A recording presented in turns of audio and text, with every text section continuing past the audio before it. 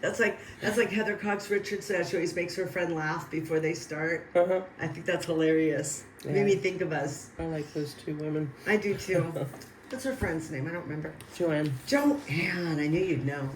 Okay, so welcome to another episode of the What Can I Do podcast. We are starting a new segment today. Everybody's been introduced to Leslie. You've seen her at protests and you've seen her in our conversations.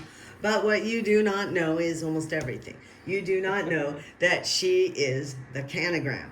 And she's been doing this informally for probably half of her life, but this is something that's new and different and on the podcast, and we're formalizing it. So what is the Cannagram? She will tell you as we get there. Has to do with cannabis, though. So we're going to start back a bit longer ago than all that. Hi. Hi. Hi, everybody. So I had written down here that you lived in like these 4 major places, and you let me know when we were talking before this that it's 5 major places. So we will include that in. Okay. So you've lived in the Philippines, you've lived in Panama, you have lived in Ghana, you have lived, which is in Africa if anyone doesn't know. You have lived in both Southern California and Northern California, and you've lived in North Dakota. Mm-hmm. Those are some amazingly different political climates, physical climates, everything. There's not. All right, so let's say of all the places you've been, which 2 are most alike? Wow. Ghana, well, I was very young when we were in Ghana. We went there when I was 4 years old. We were there for 2 years. But my understanding of the way the country works is I think Ghana is probably one of the more progressive African countries. And economically, they're doing better than a lot of countries in Africa, too. So maybe they're the most like the U.S. of anywhere that I've been. Mm-hmm. Do you think that where you were in North Dakota, where you are, which is Killdeer, right? Killdeer, North Dakota, yep. And where you are here in Clearlake, California, and Ghana, which of the 2 are more alike? Probably Clearlake and Killdeer would be more like. Okay. Yeah. Just by virtue of the fact that they're all rural. Mm-hmm. Is the poverty more obvious in the United States rural areas by now? Well, how would you know by now? That's kind of a silly question. Yeah, I haven't been to Ghana in... years. Yes. But that might be an interesting thing to look years. up to see if they maintain that progressive nature compared to, because we're picking at 2 somewhat reddish, dark, or reddish purple places here in this country. True. Progressive is not a word I would use for either. No, not either North Dakota nor Clearlake, California. Mm-hmm. Mm-hmm. Okay, so the places that you've lived, how did each one form something in you? One thing that I'm really grateful for with all these experiences, places that I've lived around the world, is that it opened my mind. And it made me realize that it doesn't matter the color of our skin, the religion that we profess, the culture that we grew up with, the language that we speak. We are all at the foundation very much the same. All people everywhere want the same things. And that's what shaped me, that I just see people. Now, I don't see this person's Filipino, this person is African. Granted, yes, those are things that determine how we view people. And of course, I'm not saying that I don't see them. It's just people are people for me. Wherever I've gone, people are just people. We all want the same things. We want safety. We want love.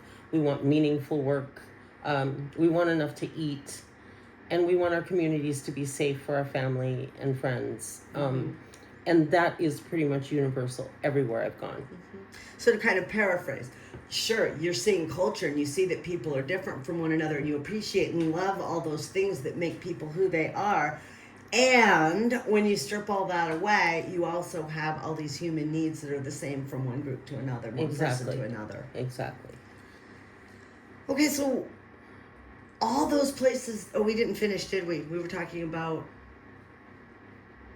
You were saying more in general, I guess. Specifically, what do you think you got from the Philippines?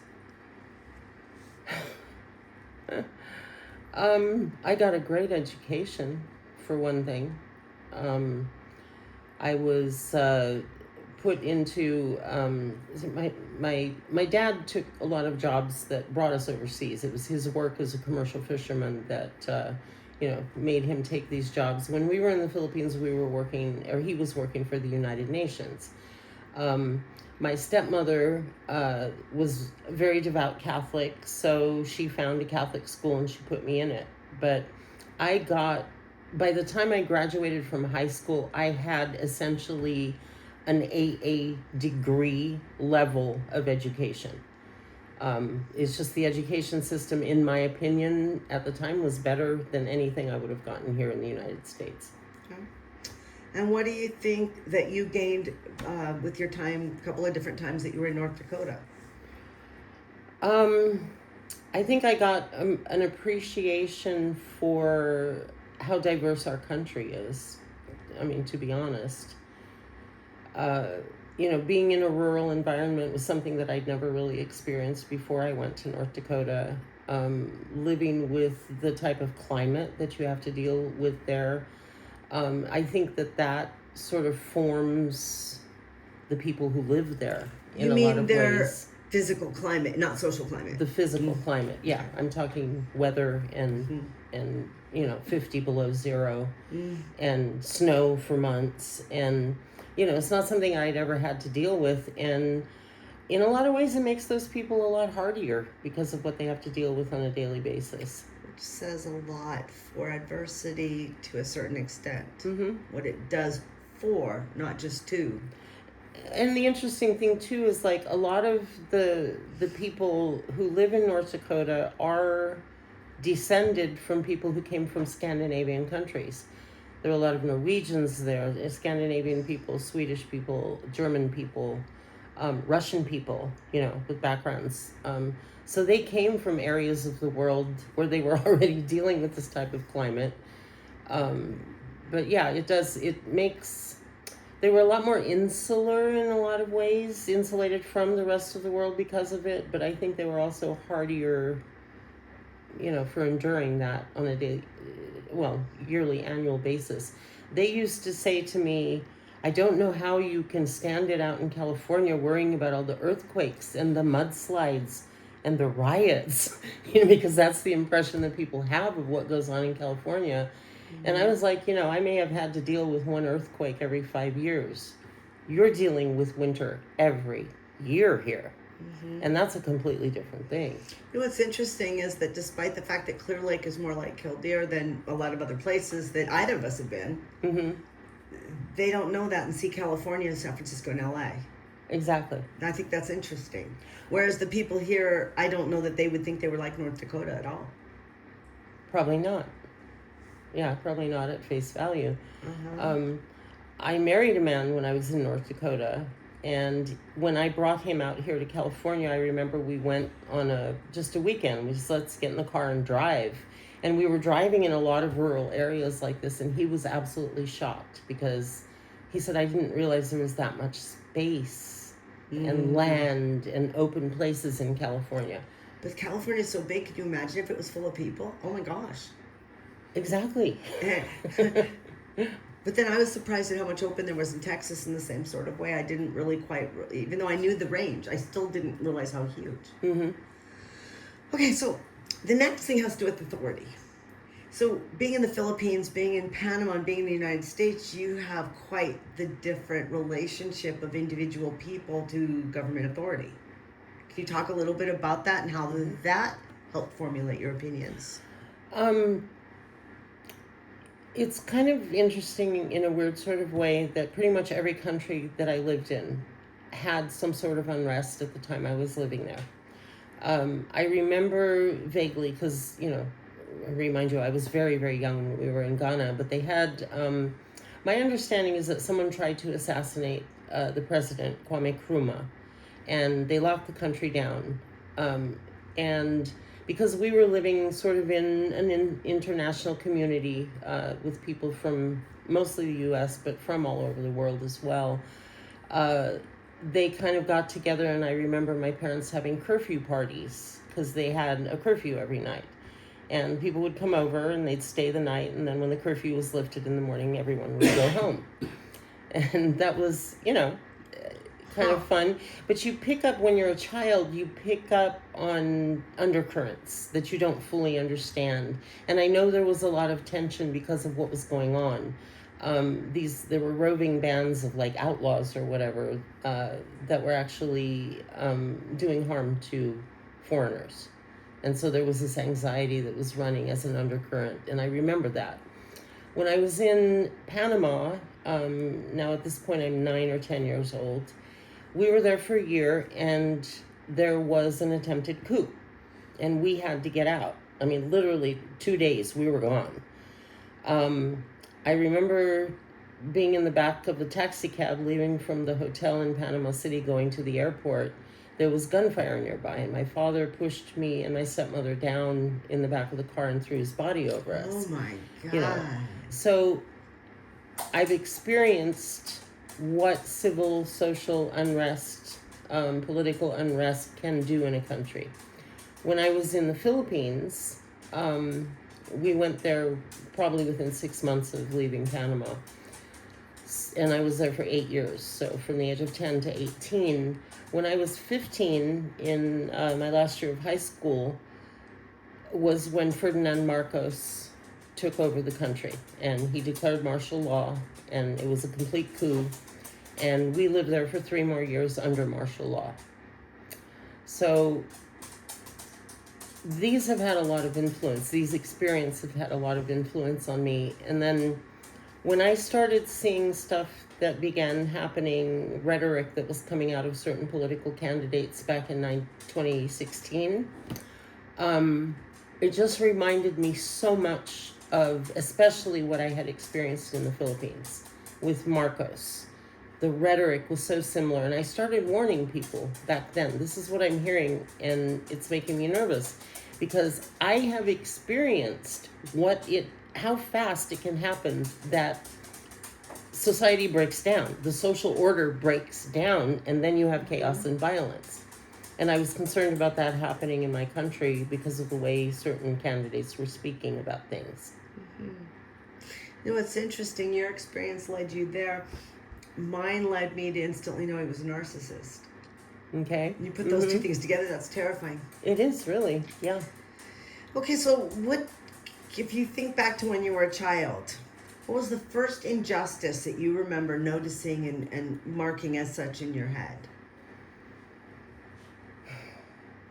It was actually, it had to do with me. I was accused of stealing money.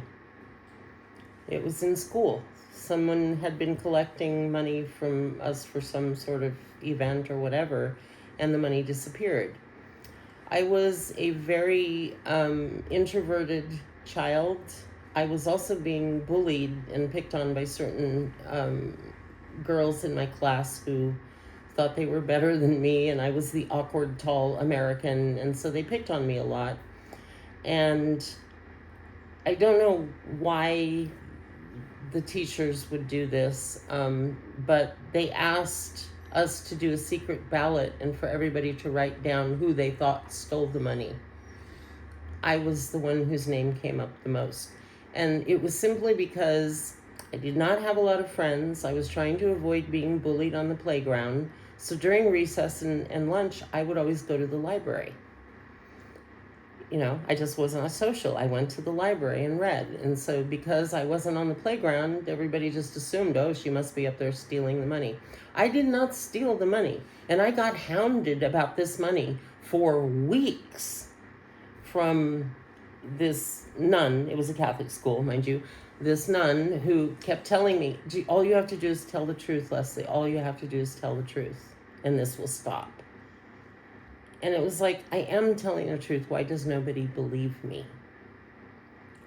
So that was my first brush personally with injustice that I couldn't resolve. I couldn't fix.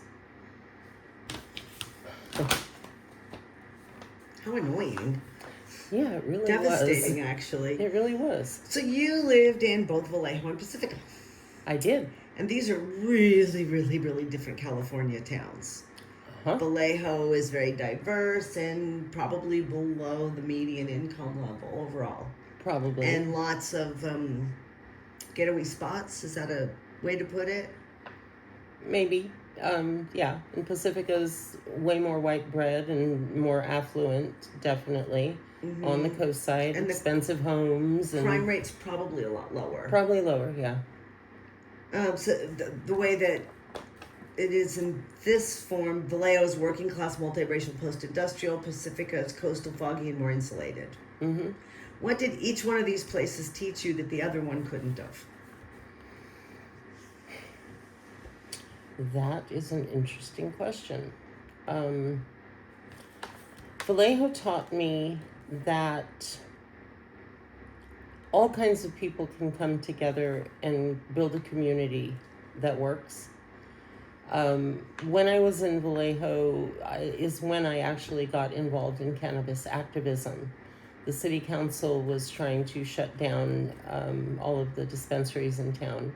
And I mean, granted, there had been a proliferation of illegal dispensaries, but there was a core of about 13 or 14 dispensaries that had gone through all of the steps legally to obtain their licenses and to comply with regulations and stuff. And I just didn't feel, there's that injustice thing. I didn't feel it was fair that they were being penalized because these bad actors had come into town and were trying to take over the industry. I'm gonna put a little pause. Uh-huh. I want to go back to something, and then we're gonna get more into that topic. Okay. Okay. I just don't want to lose this. Uh-huh. What did Pacifica teach you? Pacifica taught me that people with money think that they should be allowed to do whatever they want to do. Okay. I saw that a lot there. I mean, because these people sort of held themselves to, they felt they were at a higher standard than everybody else just because they had money and affluence. Yeah, I saw that a lot there. Yeah. So the next question is going to cannabis, right to it. Was cannabis for you politics first? Was it a medicine first? Was it community first? Where was your entry point with cannabis? So I did not partake of cannabis until I was 21 years old. The first time I ever tried cannabis, I was 21. And granted, it was illegal, you know, at least it was kind of confusing because in California, you know, people were using it, they were using it pretty openly, right. Even though, yes, at a certain point it had been decriminalized. But I started using it, you know, as they say, recreationally.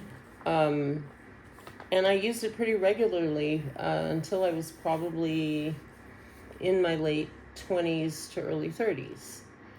And then I was dealing with some, you know, like it can make you paranoid, and I would have these racing thoughts, and I just decided this is not fun anymore. If I'm doing it recreationally, it should be fun, and it wasn't fun, so I kind of stopped. Later, you know, I developed some physical problems. There was a lot of pain, and I had been using opiates. My doctors had been giving me opiates. Obviously, I became dependent on them physically, even though I never abused the drugs. I was always only taking them, you know, for the pain, but I was physically dependent on them. And then at some point, it was in like 2011, 2012, my daughter and my husband both started using, this was after 96 when cannabis had been legalized in California. And there were clubs all over the place, even though it was still, they were being federally hounded, you know, because it was against federal law. And I used to scoff at them because they kept telling me, you know, you should try it. You should try it. Maybe it'll help with the pain, whatever. And I just like, yeah. You're calling it medical cannabis. You're just trying to get high. Don't fool me. And I had this skeptical attitude toward it. Finally, they hounded me so much. I was having trouble sleeping at night. And I said, okay, fine. Give me a piece of that brownie. I slept that night better than I had in years. And it's sort of a light went on in my head that, oh, okay, maybe there is something medicinal about this stuff. So I began using it. Just sometimes it would be a couple of puffs on a pipe at night or a quarter of a cannabis brownie just so I could sleep. And I started sleeping better. But an interesting thing started happening as well. I needed less pain medication. So it started decreasing the amount of pain medication that I was taking, which was good, in my opinion. We eventually moved to Vallejo. At that time, we were living somewhere else. We moved to Vallejo, and I continued using it in that capacity. Now, my opiate use was extreme, and this almost killed me. My kidneys, liver were shutting down because of all these chemicals I was putting in my body. When I was using cannabis, and these numbers are going to freak you out, but I was taking a maximum dose of methadone. And no, I never had any problems with heroin. People sometimes assume that's the only reason they would put you on methadone. But I was having kidney and liver problems because of the acetaminophen that is in most of the pain relievers like Vicodin and Norco. So they decided to put me on methadone because it didn't have that substance in it. And so I was on a max dose of methadone, but I was also taking anywhere from 8 to 12 Percocet daily on top of that. I was a zombie. I was barely functional. I was essentially living my life in my bedroom waiting to die. And the cannabis reduced the number of Percocet that I had to take from all the way down to like 2 to 4 a day, which was a dramatic decrease. Well, about that time was when the opiate epidemic, as they called it, was happening, and the DEA was cracking down on a lot of these doctors that were prescribing these drugs, and they started harassing my doctor, who completely kicked me to the curb because he didn't want to deal with it. He sent me into pain management, where the first thing they do is they test you. They'll do a P test and test you to see what else you have in your system. Well, of course, the cannabis came up, and they said, we can't give you drugs if you're using cannabis. So because I was terrified of going into withdrawals, I said, okay, I'll give up cannabis. And I went home, and within a few days, I'm back up to 10 Percocet. And I was like, I made the wrong choice. It was the wrong choice. So I went back to the doctor and I said, I made the wrong choice. I'm giving up opiates. And she told me, at the level you're taking opiates, you will never get off of these. That's the encouragement I got from my medical doctors. And I was like, okay, because I am the kind of person, I'm very stubborn. If you tell me I can't do something, I'm going to bend over backwards to prove to you I can, even if it's to my detriment. Well, this happened to not be to my detriment. So I told her, no, you help me figure out how to get off this stuff. She gave me a taper plan for a month, and I went home basically with no support whatsoever from the medical community and tried to get off these opiates. The people that did step up and help me, and the support that I got, came from the cannabis community. They were there for me, and they helped me through it. And within about 7 weeks from the time I started the taper program, I was able to get off the opiates. That was in 2015, and I have never looked back. Perfect, and perfect segue. So the next question gets back to where I interrupted you before. So there's a difference between using cannabis and organizing around it. So what was the moment when you crossed from one to the other? What was the moment you became an activist? It was before I got off the opiates. I saw the dramatic difference that it had made in the level of consumption of opiates when I started using cannabis. And I wanted more of that. But then I happened to learn what was going on in Vallejo with the city council. One of the dispensaries that we went to had put up a notice saying that this is what the city council is trying to do. If anybody can support us and show up at city council meetings and protest and speak, please do. And my daughter, she brought it to my attention. Look, this is what's happening. Maybe we can go to a city council meeting. And I thought, well, okay, yeah, maybe we can do that. And I really wasn't that enthused about it because I just was never a joiner. I was never politically active. But she had a fire lit under her, and she decided, no, somebody needs to do something about it, so why not us? And she kept bugging me. She wanted me to be involved. So I went with her to a city council meeting, and I actually spoke about what it had done for me. And things just started picking up from that point. My daughter had an idea to found a patients coalition. She started the Vallejo Patients Coalition, and we enlisted the help of other cannabis users. The dispensaries were very much on board with, trying to get the city council to stop shutting them down, and a movement formed. And me and my family were at the center of it, and it just, morphed into us leading the charge. I started meeting with people on the city council, meeting with government officials, the mayor, the city council people, the board of supervisors, the city manager. We started making annoyances of ourselves at these meetings. We would drag a whole bunch of people with us, and they would sign up to speak. And the city council was getting sick and tired of us being there because people were speaking till 1 o'clock in the morning. I love it. You guys became a nuisance. We did. We forced them to listen to us. So once you crossed that line, who or what was on the other side of it? It became my avocation. It became my reason for being. It came into your identity. Yeah. Mm-hmm. And then this community that we had just gotten to know were there for me when I decided to go off these opiates in ways that just blew me away. People from dispensaries were coming over to the house. They would bring me like little sample packs of 4 or 5 different cannabis strains and say, use these. Which one helps you the most? Let us know. We'll bring you more. And I got that support that I did not get from the medical community. From the medical community, all I got was, oh no, you'll never get off of these drugs. And the cannabis community showed me that I could. So you got a chance then to get face to face with government.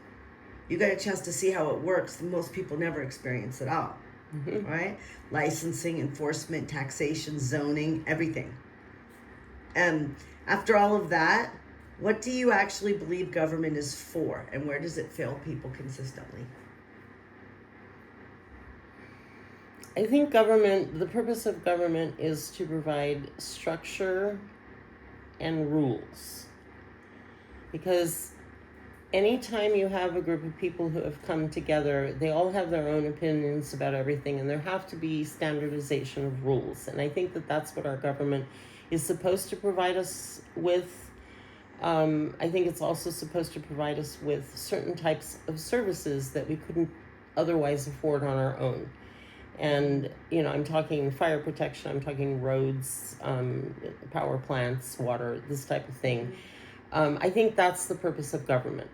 I think where government gets lost and where the abuses come in is when the people in government somehow think that they are more important than their constituencies, and they stop listening to them. And we saw that in Vallejo with the dispensaries. The people were shouting that, hey, we don't have a problem with this. Regulate the industry. Get rid of the bad actors. But why are you trying to put out of business these people that have followed all the rules that you set up before? So to me, there was an element of injustice there that sort of lit a fire under me. Mm-hmm. And, but I also learned that money has a hugely important place in politics that it shouldn't have. And that the battle lines were drawn along the lines of whoever was supporting these particular candidates on the city council. Wherever the majority of their money came from, all they cared about was what those people wanted them to do, and they were not listening to their constituency. Interesting. So one thing you said was that government is not just hands off. Government is to also provide access to the goodies. Yes.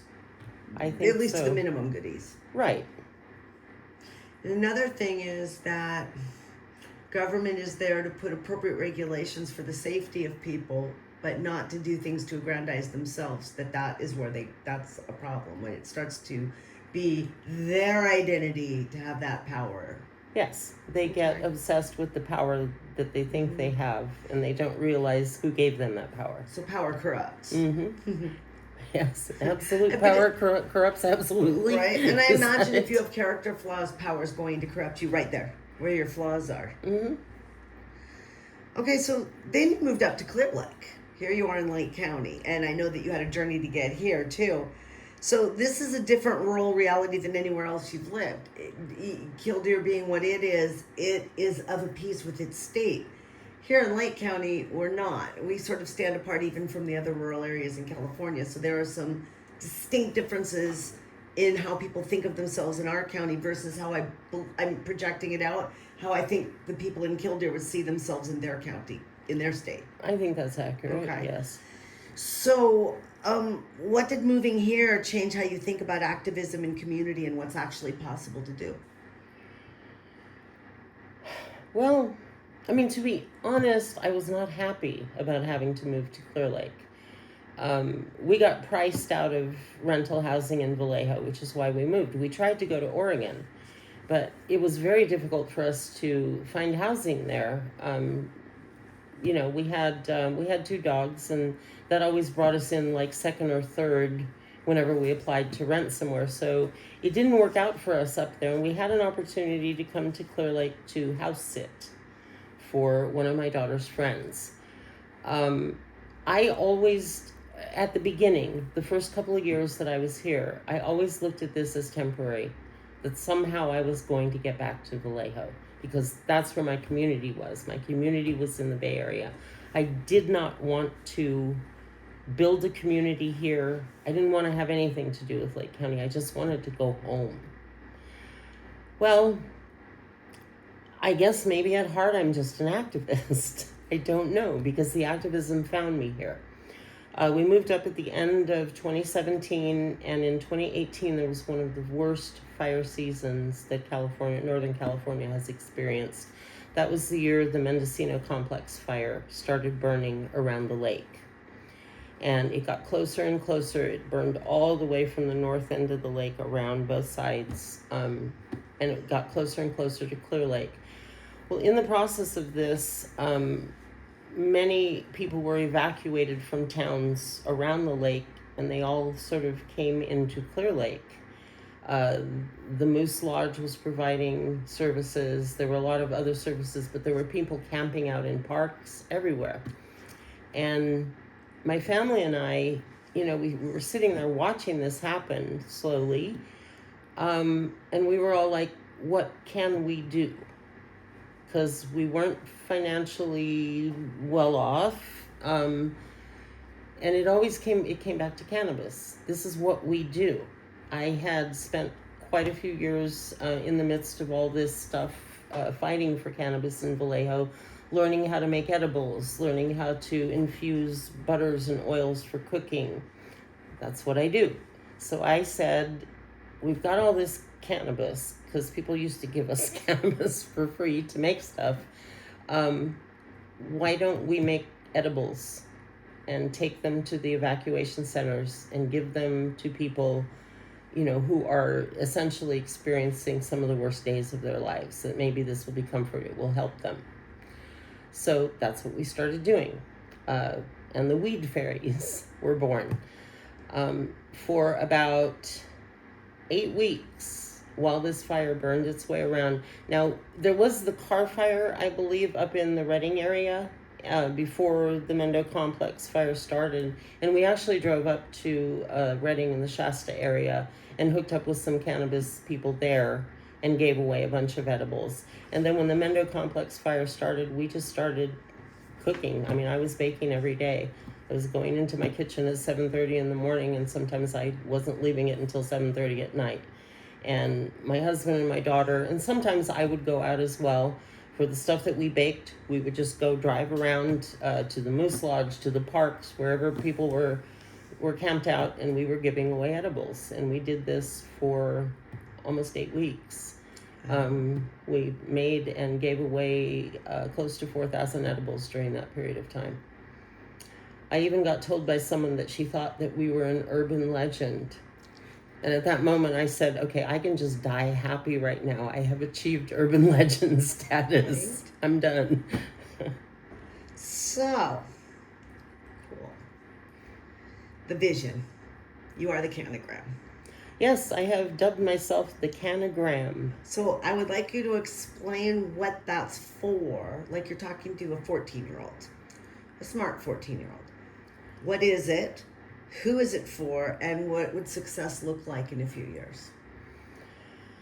So I came up with the name the Cannagram because at this period of time when I was getting off the opiates, I got off the opiates a year before my granddaughter was born. Also a year before I had my right foot amputated. And, it's just my granddaughter became the reason I was fighting so hard to live. I had a bad infection and I had been having trouble with this foot for many, many years, and doctors had been fighting to keep this foot. And I got involved in, it was called a limb salvage program when we lived in Southern California. And basically what they told me was that people over the age of 50, which I was 59 when I had the amputation, with a below-knee amputation, more than 50%, like something like 55% of them will be dead within 5 years related to the amputation. My granddaughter was 3 months old when I had my foot cut off, and I wanted to make sure that I would be around for her when she graduated from high school, when she got married, if that's what she chose to do, if she went to college, whatever. I wanted to be there for that. So doctors had told me the reason they were trying to save my foot was because they were saving my life. They didn't just look upon it as saving my foot. It was actually extended to saving my life. And I wanted to make sure I lived. And cannabis became a part of that because it gave me my life back. It got me off the opiates, which were killing me. And so I definitely identify as a grandmother. I am a cannabis activist, and Cannagram, as in grandmother, became part of that. But also, like a telegram is informative. And I just felt that with all the stuff I've learned about cannabis over the years, I have conducted seminars with people, and I particularly am fond of teaching this stuff to seniors like myself, because we get caught up in taking a lot of drugs that cannabis could potentially replace in a less dangerous fashion. And so I looked upon it, just like my doctors looked upon saving my foot was saving my life. Teaching people how to use cannabis, to me, is saving their lives. That it has the potential to save someone's life, maybe from a drug overdose, a sleeping pill overdose, I think you just led us into that last question perfectly, too. Okay. It's giving us a lot to think about. So looking at this whole arc, Philippines and Panama and Africa, North Dakota, Vallejo, Southern California, Pacifica, Oregon. It's been a journey, hasn't it? Right? And then all the cannabis work, your work with the foundation, because we know you're part of that too. Mm-hmm. I mean, I know that because that's mine and we work together, but I'm talking about the fact that the AI knew it. What do you think would be the single thread running through all of it that you can see, that nobody else has really named?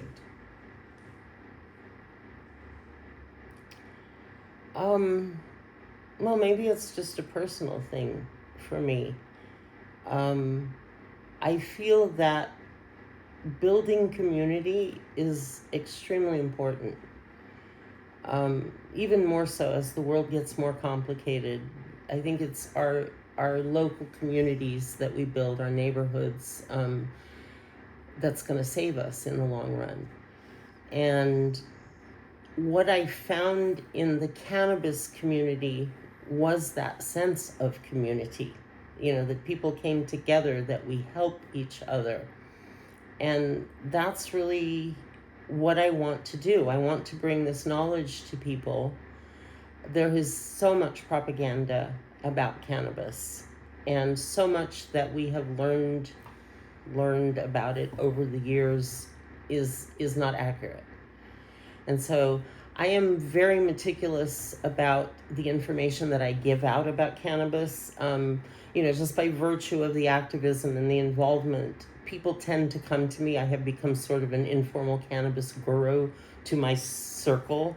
And people come to me and ask me a lot of questions. Would it be good for this? What about glaucoma? What about, there's all this stuff. I always make sure that I do my research before I give people answers, because I want to be accurate. I am not one of these cannabis enthusiasts who is going to wave the flag and say cannabis is great for everybody, for everything. There's no harm. I'm very practical about it. Cannabis is not for everyone, but the potential for what it can do for your health is enormous if it is something that can work for you. Granted, there are risks. Pretty much to any substance we put in, even food can have risk for us. So I think it's very important that people get accurate information about what cannabis actually is, instead of listening to this propaganda that has misled us over the years in so many different directions. And so that's what the Cannagram is for me.